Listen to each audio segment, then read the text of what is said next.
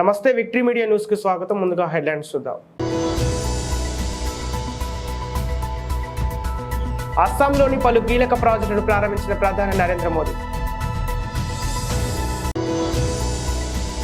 వైసీపీలో ఓటమి భయం తారాస్థాయికి చేరింది. టీడీపీ నేత పట్టాభి విమర్శ.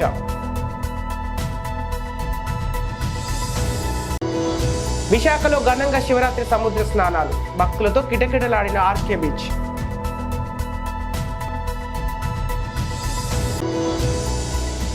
విశాఖలో సుత్రా ఎగ్జిబిషన్ ప్రారంభం, కిటకిటలాడిన ఎగ్జిబిషన్ సెంటర్.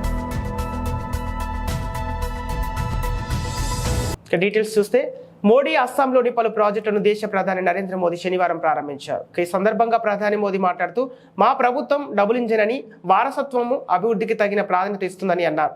పర్యావరణ పరిరక్షణకు అనుగుణంగానే మన అభివృద్ధి మన నమూనా ఉందన్నారు. విద్య, ఆరోగ్యం, ఇంధన రంగాల్లో అస్సాం చాలా బాగా పనిచేస్తుందన్నారు. డిగోబ్లోయోని రిఫైనరీ, తిన్స్కియాలోని medical college, Sivasagar medical college కూడా ఇదే సౌకర్యాన్ని కల్పిస్తామని చెప్పారు. साथियों, विरासत भी विकास भी ये हमारी डबल इंजन की सरकार का मंत्र रहा है. विरासत के संरक्षण के साथ ही असम की डबल इंजन की सरकार यहाँ के विकास के लिए भी उतनी ही तेजी से काम कर रही है. इंफ्रास्ट्रक्चर, स्वास्थ्य और ऊर्जा के क्षेत्र में असम ने अभूतपूर्व तेज गति दिखाई है. एम्स के निर्माण से यहाँ के लोगों के लिए बहुत सुविधा हो गई है. आज यहाँ तिनसुकिया मेडिकल कॉलेज का भी लोकार्पण हुआ. इससे आसपास के कई जिलों के लोगों को बेहतर स्वास्थ्य सुविधाएं मिलने लगेगी. असम के पिछले दौर पर, जब मैं पिछले दौरे पर आया था, मैंने गुवाहाटी और करीमगंज में 2 मेडिकल कॉलेज की आधारशिला रखी थी. आज शिवसागर मेडिकल कॉलेज का शिलान्यास किया गया है. यहीं आपके जोरहाट में एक कैंसर अस्पताल का निर्माण भी हुआ है. हेल्थ इंफ्रास्ट्रक्चर के विकास से असम और पूरे नॉर्थ ईस्ट के लिए स्वास्थ्य सेवाओं का एक बहुत बड़ा केंद्र यह हमारा असम बन जाएगा. साथियों, आज पीएम ऊर्जा गंगा योजना के तहत बनी बरौनी गुवाहाटी पाइपलाइन को देश को समर्पित किया गया है. ये gas pipeline north eastern grid को नेशनल गैस ग्रिड से कनेक्ट करेगी. इससे करीब 30 लाख परिवारों और 600 से ज्यादा सीएनजी स्टेशंस को गैस की सप्लाई होगी. बिहार, पश्चिम बंगाल और असम के 30 से ज्यादा जिलों के लोगों को इसका लाभ मिलेगा. साथियों, आज डिगबोई रिफाइनरी और गुवाहाटी रिफाइनरी की क्षमता के विस्तार का भी शुभारंभ हुआ है. दशकों से असम के लोगों की डिमांड थी कि असम की रिफाइनरी की कैपेसिटी को बढ़ाया जाए. यहाँ आंदोलन हुए, प्रदर्शन हुए, लेकिन पहले की सरकार ने यहाँ के लोगों की इस भावना पर कभी ध्यान नहीं दिया. लेकिन बीते 10 वर्ष में भाजपा सरकार ने असम की चारों रिफाइनरीज की क्षमता को बढ़ाने के लिए लगातार काम किया है. अब असम की रिफाइनरीज की कुल क्षमता 2 गुनी हो जाएगी, डबल. और इसमें भी नुमालीगढ़ रिफाइनरी की क्षमता तो 3 गुनी होने जा रही है, 3 गुनी. जब किसी क्षेत्र का विकास का मजबूत इरादा हो तो काम भी मजबूती से और तेज गति से होते हैं.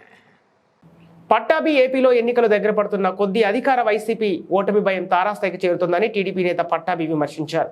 శనివారం అమరావతి టీడీపీ కేంద్ర కార్యాలయంలో ఏర్పాటు చేసిన మీడియా సమావేశంలో ఆయన మాట్లాడుతూ చంద్రబాబుపై అవినీతి ఆరోపణలు నిరూపించలేకపోయిన ప్రభుత్వం అన్నారు.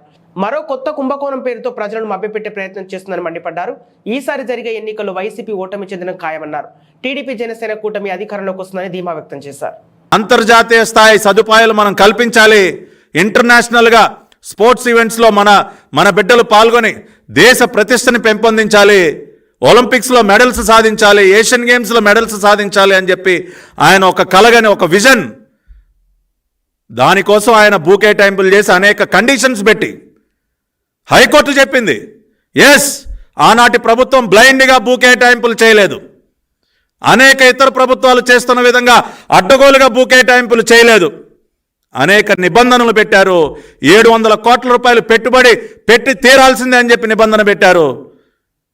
అకాడమీస్ నిర్మించాలి, ఇంటర్నేషనల్ ఈవెంట్స్ తీసుకురావాలి, ఇట్లా అనేక కండిషన్స్ పెట్టి బూకే టైంపుల్ చేసింది తెలుగుదేశం పార్టీ ప్రభుత్వం, చంద్రబాబు నాయుడు గారు ఆనాటి క్యాబినెట్.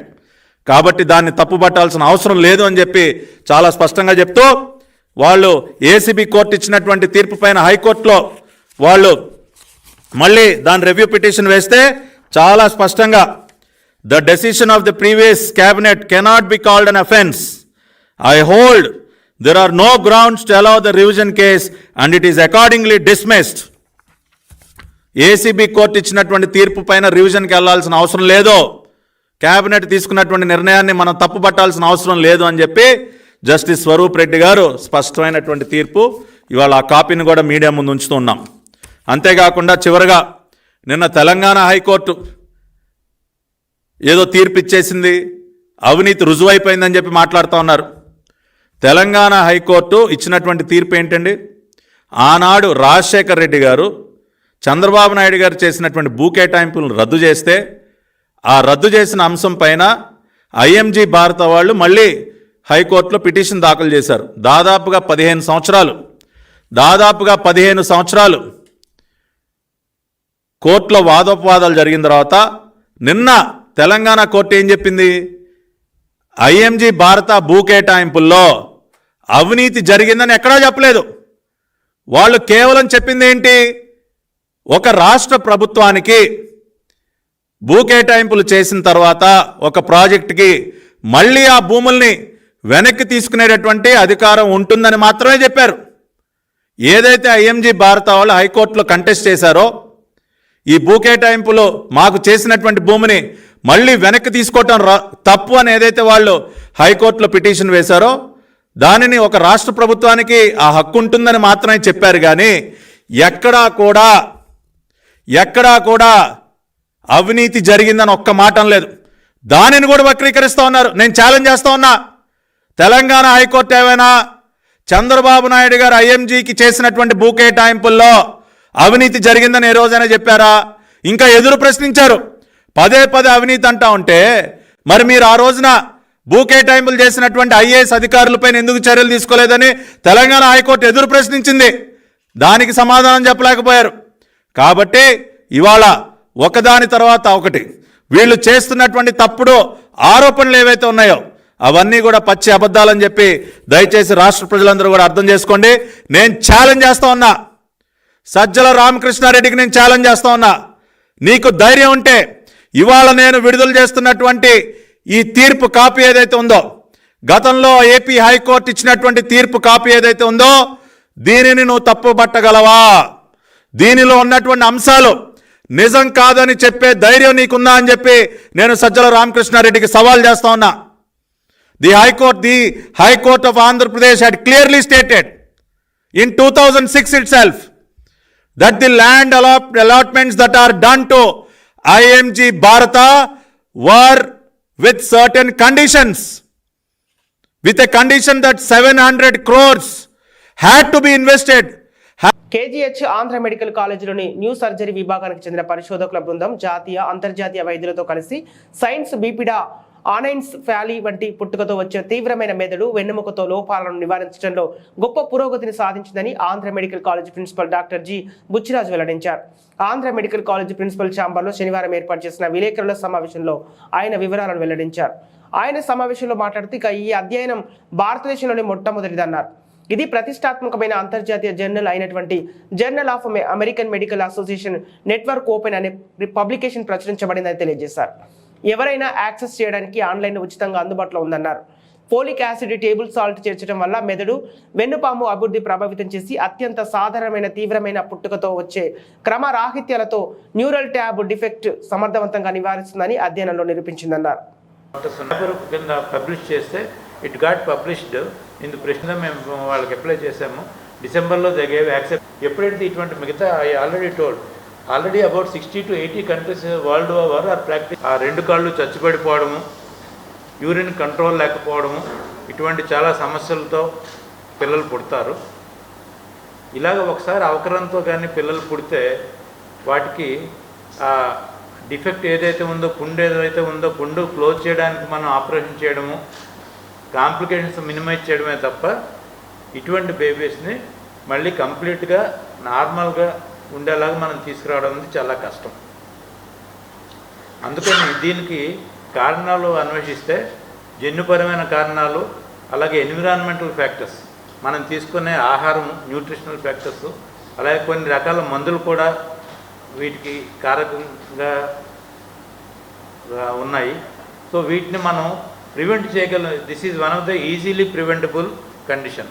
అంటే మనం ఈ గర్భిణీ స్త్రీ ఎవరైతే తల్లుల కింద ఉంటారో వాళ్ళు సరైన మోతాదులో ఫోలిక్ యాసిడ్ తీసుకున్నందువల్ల ఆ ఫోలిక్ యాసిడ్ లెవెల్ కానీ రక్తంలో సరిపడా ఉంటే ఇటువంటివి నివారించవచ్చు.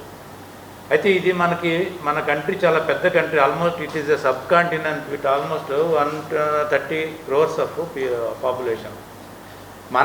మన కేజీహెచ్లో తీసుకుంటే కూడా, అలాగే గవర్నమెంట్ హాస్పిటల్ ఎక్కడ తీసుకున్నా ఇటువంటి కేసెస్ నెలకి కనీసము ఒక 5 to 6 కేసెస్ వస్తాయి. అంటే సంవత్సరం మొత్తం మీద మనం అట్లీస్ట్ ఒక 40 to 50 కేసెస్ ఇటువంటివి మన వాటిలో జాయిన్ చేసి ఈ బేబీస్కి ట్రీట్మెంట్ ఇవ్వడం జరుగుతుంది.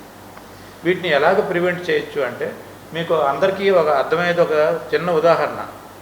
ఇప్పుడు మనం బజార్లోకి వెళ్ళి సాల్ట్ కొనుక్కుంటే ప్రతి సాల్ట్ కూడా ఐడైజ్డ్ సాల్టే.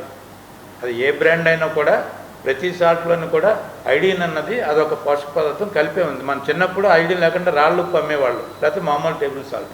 ఇప్పుడు ఐడిన్ వాడినందువల్ల థైరాయిడ్ సంబంధించిన సమస్యలు ఉండవని వరల్డ్ హెల్త్ ఆర్గనైజేషన్ అనేక దేశాలు దాన్ని అవలంబించిన తర్వాత ఇండియా కూడా అది మ్యాండేటరీ చేసింది. అలాగా ఇప్పుడు ప్రపంచంలో ఆల్మోస్ట్ 60 కంట్రీస్, 60 దేశాల వరకు ఇటువంటి బడ్డెను నివారించవచ్చు. ఈ స్పైనా బైఫిడా అన్నది వెన్నుపాముకు సంబంధించిన పుట్టుకతో వచ్చే లోపాలని సింపుల్ మెథడ్స్తో నివారించవచ్చు అని చెప్పి వాళ్ళు ముందుగానే అధ్యయనం చేసి వాళ్ళకందరికీ కూడా bread, wheat floor, maize floor అంటే మన జొన్న పిండి, ఇవి వాళ్ళకి ఎక్కువ ఆహారం, స్టేపుల్ డైట్ అన్నమాట. సో వాళ్ళు ఆల్రెడీ వాళ్ళు చేసే బ్రెడ్లో కానీ బేకరీ ప్రోడక్ట్స్లో కానీ కల్పిస్తున్నారు, వాళ్ళకి మంచి రిజల్ట్స్ ఉన్నాయి. కానీ ఇంత పెద్ద దేశమైన ఇండియాలోని ఇటువంటి స్టడీస్ ఇప్పటిదాకా చేయలేదు. రెండోది ఏంటంటే, ఇక్కడ మనకి భారతదేశంలో ఆహారపు అలవాట్లు కూడా చాలా తేడాగా ఉంటాయి. నార్త్ ఇండియా వాళ్ళందరూ గోధుమలు తింటారు, సౌత్ ఇండియాలో మనంతా రైస్ తింటాము. సో ఒక పర్టికులర్ ఫుడ్ సబ్స్టెన్స్ని ద్వారా ఇవ్వడం అనేది కొంచెం కష్టం.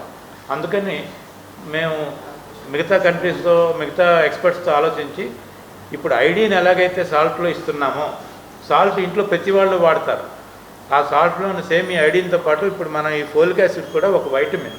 ఈ వైటమిన్ కూడా ఐడిన్ లాగా మనం మ్యానుఫ్యాక్చర్లోనే కానీ కలిపితే అది కన్జ్యూమ్ చేస్తే అందరికీ అది మగవాళ్ళకి, నాన్ ప్రెగ్నెంట్స్ కూడా మంచిదే. దానివల్ల దుష్ఫలితాలు ఏమీ లేవు, ఎందుకంటే ఇవి ఒక వికాంప్లెక్స్ వైటమిన్. ఈ గర్భిణీ స్త్రీలకి నివారించవచ్చు. మనం చూస్తుంటాం ఇప్పుడు మనకి ఇంట్లో ఎవరైనా మన సిస్టర్స్ కానీ మన వైఫ్స్ కానీ ఇంట్లో విశాఖ నోవాటెల్లో సూత్ర ఎగ్జిబిషన్ ను 2 రోజుల పాటు నిర్వహిస్తున్నట్లు కార్యక్రమ నిర్వాహకులు తెలిపారు. ఇది ఉత్తమ ఫ్యాషన్స్ కలయికలకు అందిస్తుందని, దేశంలోని వివిధ నగరాల్లో తమ ప్రదర్శనను నిర్వహించడం ద్వారా భారతీయ ఫ్యాషన్లకు ఒక అద్భుతమైన ప్రాచుర్యం కలిగిస్తుందన్నారు. దేశంలోని వివిధ ప్రాంతాల నుంచి 40 కంటే ఎక్కువ ఎగ్జిబిటర్లు తమ ఉత్పత్తులను ప్రదర్శిస్తున్నారన్నారు. భారతీయ వస్త్రాల సాంప్రదాయాలను ఎంచుకునే అవకాశం కలుగుతుందన్నారు. ఈ ఎగ్జిబిషన్ ఒక దేశీయ వేదికను అందిస్తుందని, నగర ప్రజలతో పాటు మహిళలు తరలివచ్చి ఈ ఎగ్జిబిషన్ తిలకించాలని నిర్వాహకులు కోరారు. We have so many varieties, bed cover exclusive, bed sheets and table mats, so many different quality. you can see and buy. So many things, sir. Just try it. Welcome to all. Thank you very much. Hello, I am Khushi and we are from Mumbai. Our store name is Kalindi Creations. So you can come here, you can visit for 2 days. We are here in Novotel Vizag and you will love our collection. It's a summer collection. Hope you will love this show, and we do have a many more hand block printing which is very exclusive pieces. Thank you.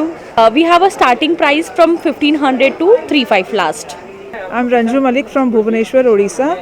I am here for the first time, and mostly stuffs that I'm having right now it's in cotton, pure cotton, mull cotton, muslin, and chiffons in leheriyas. Everything we have right now. We have unstitched suits, we have stitched designer pattern, everything with us. Vizag ప్రజలందరికీ నమస్కారము. మేము హర్సాకి jewels అని కొత్తగా start చేశాము. ఇది మాకు హర్సాకి jewels అనేది fashion జ్యువెలరీకి సంబంధించింది. లైక్ మన దగ్గర బీడ్స్ కానివ్వండి, చౌకర్స్ కానివ్వండి, బ్రైడల్ సెట్స్ కానివ్వండి, ఇయర్ రింగ్స్, బ్యాంగిల్స్, మీరు ఎలాంటి కలెక్షన్ చూద్దాం అనుకున్నా మన దగ్గర అన్నీ అవైలబుల్ ఉంటాయండి. దయచేసి అందరూ వైజాగ్ ప్రజలు రావాలని కోరుకుంటున్నాము. ఈ ఈవెంట్ వచ్చేసి మన నోవోటల్లో జరుగుతున్నది. మన ఆర్కే బీచ్ రోడ్ నోవోటల్లో జరుగుతున్నది. తప్పకుండా అందరు రావాలని కోరుకుంటున్నాను. హర్సాకి జ్యువెల్స్ సూత్ర ఎగ్జిబిషన్ నేమ్ వచ్చేసి సూత్ర ఎగ్జిబిషన్. మహాశివరాత్రి పర్వదినాన్ని పురస్కరించుకొని శుక్రవారం ఆర్కే బీచ్ లో జాగరం ఉన్న భక్తులు మహిళలు అధిక సంఖ్యలో శనివారం తెల్లవారుజాము నుంచి సముద్రంలో పుణ్యస్నానాలు ఆచరించారు. ఈ సందర్భంగా ప్రత్యేక పూజలు చేశారు. అనంతరం బీచ్ సమీపంలో ఉన్న ప్రముఖ దేవాలయాలను భక్తులు సందర్శించారు. దీంతో సాగర తీరం అంతా జనసంద్రంగా మారింది. ఈ సందర్భంగానే పలు స్వచ్ఛంద సంస్థల ప్రతినిధులు భక్తులకు ఎక్కడా ఎటువంటి ఇబ్బంది లేకుండా అల్పాహారాన్ని పంపిణీ చేశారు.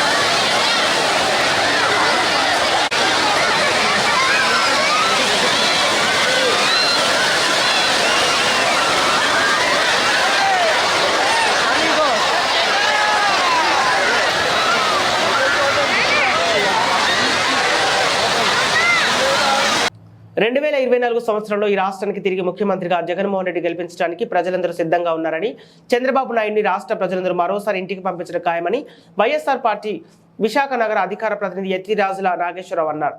శనివారం వేపగుంటలోని పార్టీ కార్యాలయంలో మీడియాతో మాట్లాడుతూ చంద్రబాబు నాయుడు ఎన్ని రాజకీయ పార్టీలను కలుపుకొని ఎన్నికల జిమ్మిక్కులు చేసినా తిరిగి రాష్ట్రానికి సీఎంగా జగన్ గెలుపొందడం ఖాయమన్నారు. దీనికి కారణం ప్రజా సంక్షేమానికి అభివృద్ధికి గత 5 ఏళ్ల నుంచి ముఖ్యమంత్రి వైఎస్ జగన్మోహన్ రెడ్డి పెద్దపీట వేయడమే అన్నారు. ప్రజా సంక్షేమ కార్యక్రమాలు అవినీతి రహితంగా నేరుగా ప్రజలకు అందించిన ఘనత ఒక ముఖ్యమంత్రి వైఎస్ జగన్మోహన్ రెడ్డికి దక్కిందన్నారు. ప్రజలందరూ రానున్న ఎన్నికల్లో చంద్రబాబుకి అతను రాజకీయ పార్టీలకు తగిన బుద్ధి చెప్పాలని నాగేశ్వరరావు ప్రజలను కోరారు. కానివ్వండి అన్ని కూడా అద్భుతంగా పనిచేస్తున్నాయి ఈ రాష్ట్రంలో. ఆ రోజునే గాంధీ గారు ఏదైతే కలకన్నారో మొట్టమొదటిసారిగా భారతదేశంలోనే మొట్టమొదటిసారిగా ఆంధ్రప్రదేశ్లోనే సాధ్యం చేశారు గౌరవ జగన్మోహన్ రెడ్డి గారు. మరి ఈ రోజున అన్ని పార్టీలకు కట్టుకొని వచ్చినప్పటికైనా సరే ప్రజలంతా ఒకవైపే ఉన్నారు. మళ్ళీ జగన్మోహన్ రెడ్డి గారు వస్తేనే ఈ సంక్షేమ అభివృద్ధి కార్యక్రమాలు పూర్తవుతాయి. జగన్మోహన్ రెడ్డి గారు వస్తేనే విశాఖపట్నం ఎడ్యుకేటెడ్ క్యాపిటల్ అవుతుంది. జగన్మోహన్ రెడ్డి గారు వస్తేనే పూర్తి స్థాయిగా మీకు ఇచ్చిన సంక్షేమ కార్యక్రమాలన్నీ రన్ అవుతాయి. జగన్మోహన్ రెడ్డి గారు వస్తేనే ఈ ఉద్యోగులు కానీ లేదనుకుంటే జగన్మోహన్ రెడ్డి గారు వస్తేనే వాలంటరీ విభాగం పూర్తిగా అవుతుంది.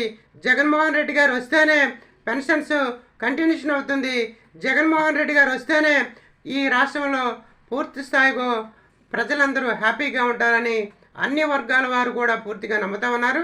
అంతేకాకుండా ఎస్సీ, బీసీ, మైనార్టీ అన్ని కులాల వారు కూడా జగన్మోహన్ రెడ్డి గారు అధికారంలోకి రావాలని చెప్పేసి ఫిక్స్ అయి ఉన్నారు. దీన్ని ఎన్ని పార్టీలు కట్టుకొని వచ్చినప్పటికైనా సరే పార్టీలన్నీ సముద్రంలో కలిసిపోవడం ఖాయమని చెప్పి తెలియజేసుకుంటూ, ఎన్నికల పాదయాత్ర సమయంలో ప్రజలకు ఇచ్చిన హామీలో 85% అమలు చేయకుండా ఎన్నికల మేనిఫెస్టోను పట్టించుకొని సీఎం జగన్ ఈ విషయంపై చర్చకు సిద్ధమా అంటూ టీడీపీ మాజీ మంత్రి ఆలపాటి రాజేంద్ర ప్రసాద్ సవాల్ విసిరారు. శనివారం అమరావతి ఎన్టీఆర్ భవన్ నుంచి మీడియాతో మాట్లాడుతూ సంపూర్ణ మద్యపాన నిషేధంతో పాటు తదితర అంశాలను మేనిఫెస్టోలు పెట్టినప్పటికీ వాటిని నేటికి అమలు చేయకుండా ఉన్నారని, నాడు అధికారంలోకి వచ్చేందుకు లేనిపోని హామీలు ఇచ్చి రాష్ట్ర ప్రజలను మోసం చేశారన్నారు. అబద్ధాలు ఆడుతూ ఈ రాష్ట్ర ప్రజల్ని వంచిన నాయకత్వం ఏదైనా ఉంది అంటే జగన్మోహన్ రెడ్డి గారు నీ నాయకత్వమే అని చెప్పి చెప్పుకోవాల్సిన అవసరం ఉంది. మీ నాయకుల ద్వారా రేపు మేదరమట్ల సిద్ధం సభలో మరలా ప్రజల్ని మోసం చేయడానికి మీరు చెప్పినటువంటి మాటలనే మరొకసారి మీకు గుర్తు చేస్తా ఉన్నా. మీ మేనిఫెస్టో అంటే బైబిల్ కంటే గొప్పదని, ఖురాన్ కంటే మహోన్నతమైందని, భగవద్గీత కంటే అమూల్యమైందని చెప్పి అలాంటి మేనిఫెస్టోని మాట తప్పను మడమ తిప్పను, నే వస్తున్నా నే చూస్తున్నా అని చెప్పినటువంటి మాటలు, మీరు ఇచ్చిన హామీలు ఏమీ అమలు చేశారని చెప్పి రేపు మరలా కొత్త మేనిఫెస్టోతో ప్రజల్ని మాయ చేయడానికి వస్తున్నారని చెప్పి నేను అడుగుతా ఉన్నా. రేపు సిద్ధం సభలో మీరు కొత్త మేనిఫెస్టో గురించి మాట్లాడబోయే ముందు పాత మేనిఫెస్టోలో మీరు అనుకున్న భగవద్గీత, మీరు అనుకున్నటువంటి ఖురాను, మీరు అనుకున్నటువంటి బైబిల్ కంటే గొప్పదైనటువంటి మీ మేనిఫెస్టోని ఏ రకంగా అమలు చేశామని చెప్పి చెప్పాల్సినటువంటి బాధ్యత ఉంది అని చెప్పి మీకు మొట్టమొదటిసారిగా ప్రశ్నిస్తా ఉన్నా. ఈ ప్రశ్నలకి సమాధానం చెప్పిన తర్వాత మీ సిద్ధం సభలో మీరేం మాట్లాడినా కూడా అది బాగుంటుందని చెప్పి నేను అనుకుంటా ఉన్నా. ఎందుకంటే మీరు చెప్పినటువంటి అమరావతి రాజధాని ఇవాళ గ్రాఫిక్స్ అని చెప్పి మీరే చెప్తా ఉన్నారు. హైదరాబాద్ లాంటి ఒక రాజధాని ఉంటే బాగుండేదని చెప్పి 5 సంవత్సరాల కాలయాపన చేసిన తర్వాత హైదరాబాద్ లాంటి రాజధాని ఒకటి ఉంటే బాగుండేదని చెప్పి చెప్పడానికి చేసిన మీ ప్రయత్నం, అంతేకాకుండా మీ యొక్క సుబ్బారెడ్డి గారు చెప్పాడు హైదరాబాదులో ఇంకా మాకు వాటా ఉంది, హైదరాబాదే ఉమ్మడి రాజధానిగా ఉండటానికి అవకాశం ఉందని చెప్పి చెప్పినటువంటి 4వ రాజధాని గురించి మీరు ప్రయత్నించినటువంటి మాటలు ఎవరిని మోసం చేయడానికి అని చెప్పి నేను అడుగుతా ఉన్నా. నిర్దాక్షిణ్యంగా ఈ రోజున నేనేసిన ప్రశ్నలకి సమాజపరమైనటువంటి ప్రశ్నలు, కుటుంబ సభ్యులైనటువంటి మీ చెల్లెలు గారైనటువంటి సునీతి గారు వేసిన ప్రశ్నకి నువ్వు సమాధానం చెప్పగలిగిన స్థాయిలో ఉన్నావా అని చెప్పి నేను అడుగుతా ఉన్నా. ఈ రాష్ట్రాన్ని ఎప్పుడైతే ఆ వేసిన ప్రశ్నకి సమాధానం చెప్పలేకపోయావో ఈ రాష్ట్రాన్ని పరిపాలించే పరిస్థితి నీకు లేదు అని చెప్పి నువ్వు చెప్పుకోవాల్సిన అవసరం ఉంది. స్వచ్ఛందంగా నువ్వు తప్పుకుంటే చాలా సంతోషపడతారు, లేకపోతే చరిత్రహీనుడిగా ఈ రాష్ట్రంలో రాజకీయాల్లో ఒక ముఖ్యమంత్రిగా పనిచేసిన వ్యక్తి, 151 మంది శాసనసభ్యులు గెలిపించుకున్నటువంటి వ్యక్తి ఒక్కసారే ముఖ్యమంత్రిగా మిగిలిపోయే పరిస్థితి, ఈ రాష్ట్రంలో చరిత్రహీనుడిగా మిగిలిపోయే పరిస్థితి రాబోతుంది అని చెప్పి ఈ సందర్భంగా మీకు మనవి చేస్తూ, మీకు నిజంగా మరలా చెప్తా ఉన్నాను, మీకు నిజాయితీ మీద కానీ నీతి మీద కానీ లేకపోతే ధర్మం మీద కానీ న్యాయం మీద కానీ మీకు నమ్మకం ఉంటే ఉండదని నాకు తెలుసు. ఏమాత్రం ఏదైనా ఉన్నా కూడా రేపు సభలో మేము ఇన్ని హామీలు ఇచ్చాం, ఇన్ని అమలు చేశామని చెప్పి నిన్న మీరు చెప్పినటువంటి మీ ప్రసంగాలను నేను ఈ రోజున నేను మళ్ళీ చూపించడం జరిగింది, డిస్ప్లే చేయడం జరిగింది. ఆ ప్రశ్నలకి సమాధానం. బులెటిన్ ముగించే ముందు హెడ్లైన్స్ మరోసారి. అస్సాంలోని పలు కీలక ప్రాజెక్టులను ప్రారంభించిన ప్రధాని నరేంద్ర మోదీ. వైసీపీలో ఓటమి భయం తారాస్థాయికి చేరింది. టీడీపీ నేత పట్టాభి విమర్శ.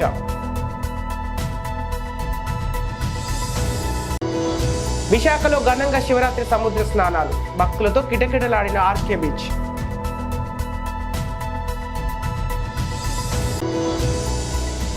విశాఖలో సుత్రా ఎగ్జిబిషన్ ప్రారంభం, కిటకిటలాడిన ఎగ్జిబిషన్ సెంటర్. ఇవి ఈనాటి వార్తలు. మరో బులెటిన్తో మళ్ళీ కలుద్దాం.